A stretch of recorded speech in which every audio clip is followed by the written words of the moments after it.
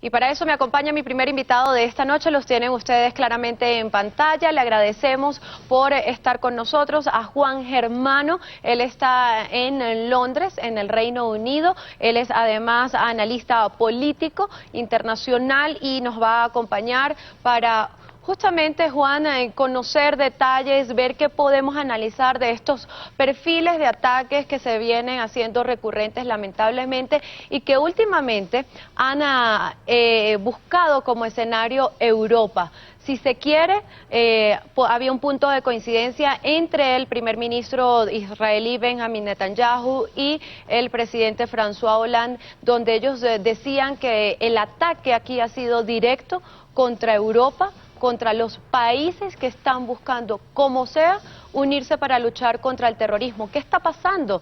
¿Qué es contra ellos? Bueno, sí, buenas noches. Evidentemente, lamentablemente, estamos otra vez ante una situación similar como ya habíamos vivido en París hace poco tiempo. Y lamentablemente tenemos más preguntas que respuestas. Una de las grandes interrogantes es justamente si fue un ataque contra Bélgica puntualmente, debido a la captura de los días pasados de Absalam, o si realmente es un ataque contra toda Europa, porque fue un aeropuerto internacional y también fue una estación de metro a pocos pasos de una institución de la Unión Europea.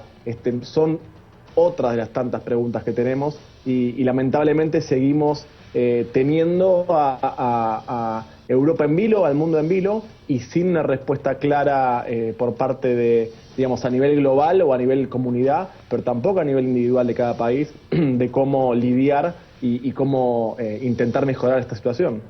Juan, esa es parte de la lectura que quizás se le puede dar. En Bruselas, en Bélgica, la semana pasada, cuando en esta redada antiterrorista capturan a Salah Abdeslam, se estaba desarrollando en paralelo la cumbre de los jefes de gobierno y los presidentes del bloque de la Unión Europea por todo el tema migratorio.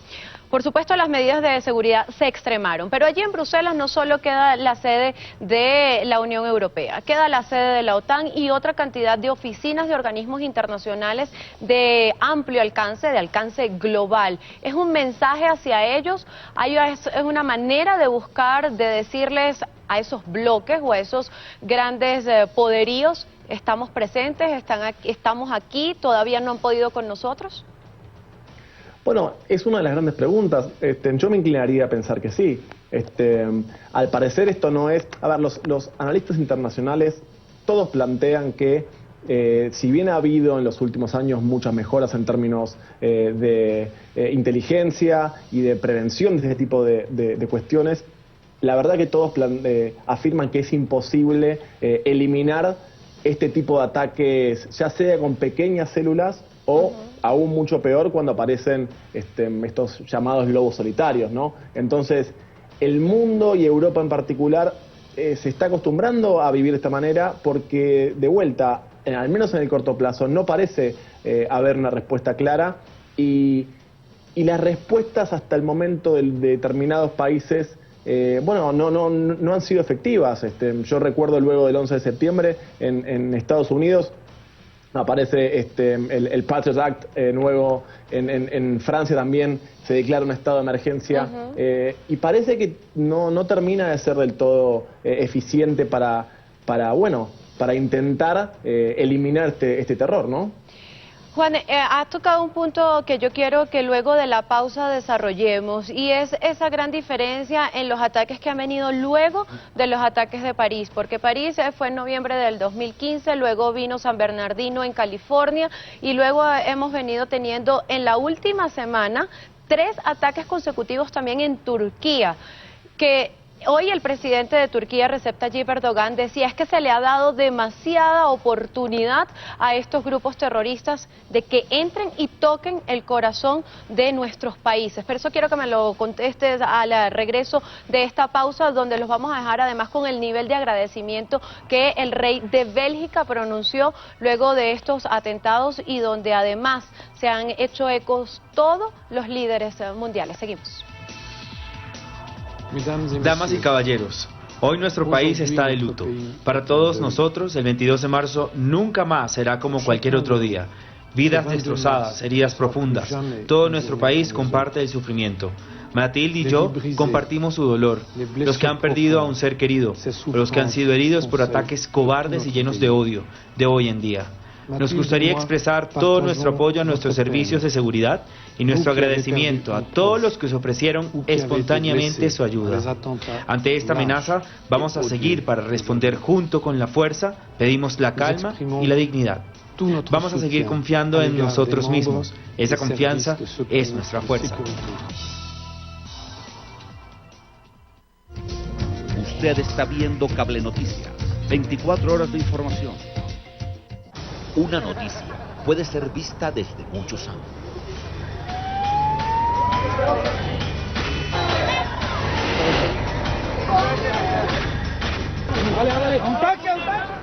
Una noticia se puede mostrar de muchas formas.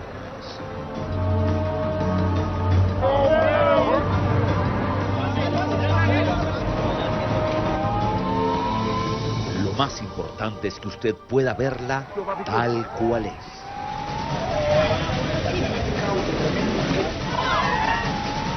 Cable Noticias, 24 horas de información. Si está construyendo, remodelando y renovando, busca ahorrarse contratar mano de obra. Y las antiguas herramientas de poder que tiene para hacerlo usted mismo son grandes, complicadas, difíciles de manejar y controlar, peligrosas y además caras. Ya no se complique. Presentamos Twist-A-Saw, la extraordinaria e innovadora herramienta de poder de Renovator. Clave directamente en madera, techos, paredes o tabla roca para abrir huecos para ventanas, instalaciones eléctricas o puertas. Twist-A-Saw es ligera, fácil de manejar y sus usos son prácticamente infinitos. Porque el diseño patentado de su agarradera multiusos puede transformar su Twist-A-Saw en sierra cortadora, ranuradora, sierra abrasiva, sierra para concreto y más. El secreto de Twist-A-Saw está en sus brocas especiales de corte lateral que pueden traspasar sin esfuerzo cualquier tipo de material y luego cortar hacia arriba, hacia abajo, a la izquierda o a la derecha, en la dirección que usted desee. Y todo con un movimiento suave. Ya no volverá a necesitar taladros para hacer agujeros. Twist-A-Saw se mueve en cualquier dirección para cortar en círculos y recortar formas diferentes en casi todo tipo de material. Se desliza sobre acrílico, madera, plásticos, laminado, metales y más. ¿Quiere ahorrarse una buena cantidad de dinero de mano de obra y herramientas para hacer trabajos en sus baños o cocina o hacer arreglos en casa? Solo seleccione la hoja de diamante para horadar un agujero en azulejo como verdadero profesional. Luego corte en círculo y posteriormente solo coloque la pieza. El motor balanceado de torsión de diseño exclusivo de Twist-A-Saw utiliza electrónica avanzada para aserrar y cortar con precisión profesional.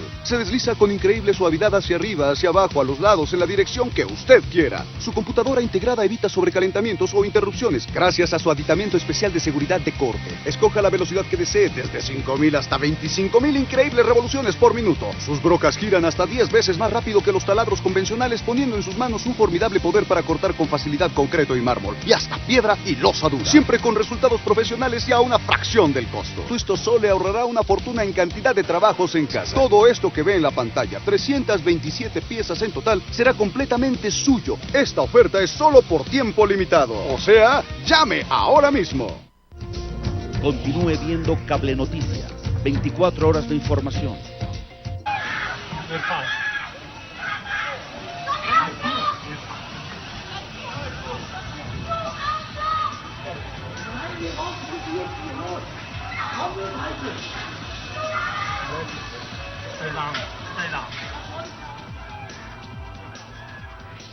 Esta angustia, estos momentos de desespero que ustedes están viendo en pantalla, los gritos, es el clima que se vivió allí. Lamentablemente son imágenes que tocan la fibra, que una y otra vez se encargan de recordarnos que nadie está exento, ningún país, ninguna comunidad está exento del peligro, y que por supuesto el miedo es lo que embarga a estos ciudadanos que estaban tranquilamente en un aeropuerto como cualquiera de nosotros, listos para tomar un vuelo, y sencillamente se presentan estos actos de carácter terrorista, y que el día de hoy han decidido reivindicarlos el grupo autodenominado Estado Islámico.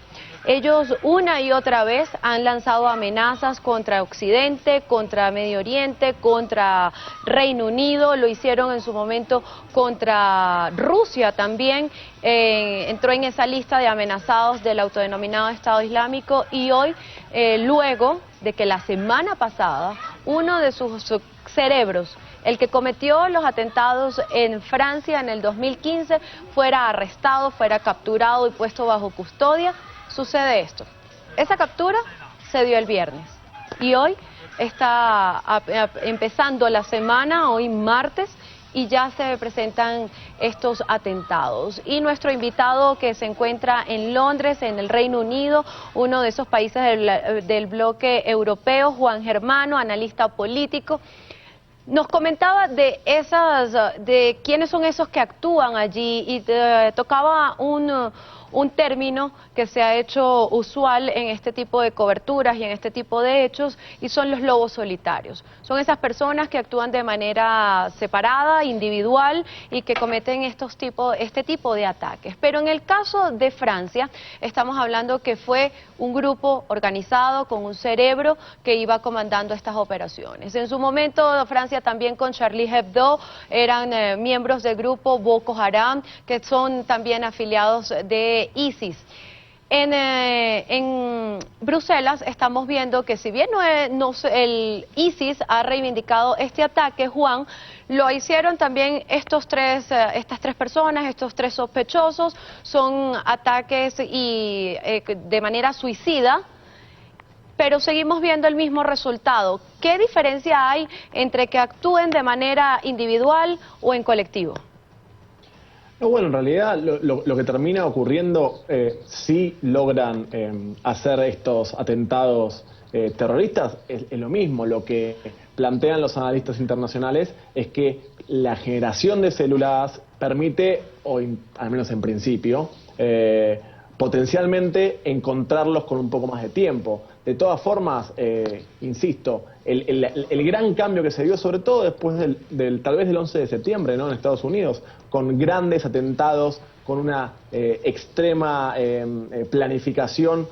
En este caso, luego, sobre todo en Europa, se ven atentados que, por más que tengan cierto nivel de desarrollo, son más pequeños y por lo tanto son mucho más difíciles de encontrar. Me parece que lo interesante en el debate es ver cómo desde la respuesta de los países, desde la respuesta europea, la respuesta de Estados Unidos, encontramos, o deberíamos encontrar, una reafirmación más que nunca de los valores democráticos, de los valores de los derechos humanos, y no dar lugar a determinados discursos xenófobos, a determinados discursos, diría, bien demagógicos, porque lo que termina pasando con este tipo de discursos es que termina, complicando aún más la generando rabia, resentimiento de repente.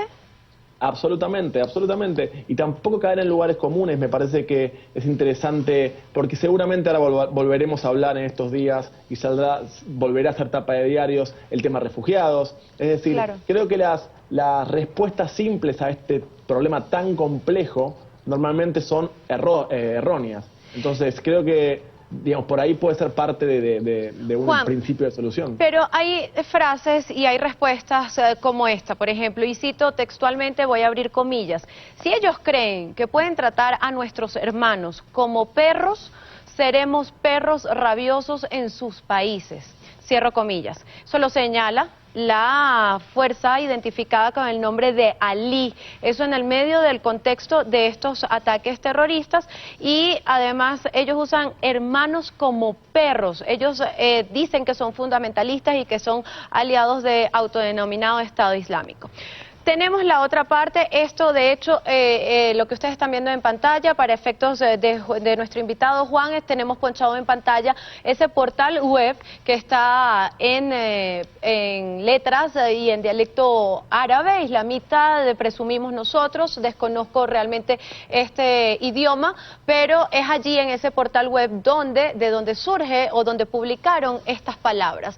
Si ellos creen que pueden tratar a nuestros hermanos como perros, seremos perros rabiosos en sus países. Entonces estos perros rabiosos están actuando en Europa, en Occidente, en Medio Oriente, están prácticamente atrincherados o hechos dueños de todas las linderas del territorio sirio. Y escuchamos a un François Hollande donde dice: la mirada hay que centrarla en Siria, en todo lo que está cerca de Siria. Siria se está convirtiendo en el foco foco y el refugio de estos grupos. Vemos a la Unión Europea a través de Federica Mogherini llorando y diciendo estamos unidos, y al primer ministro belga diciendo tomen la calma, pero estos señores han ido en contra de cualquier derecho fundamental que pueda tener cualquier país democrático, pero vamos a seguir unidos.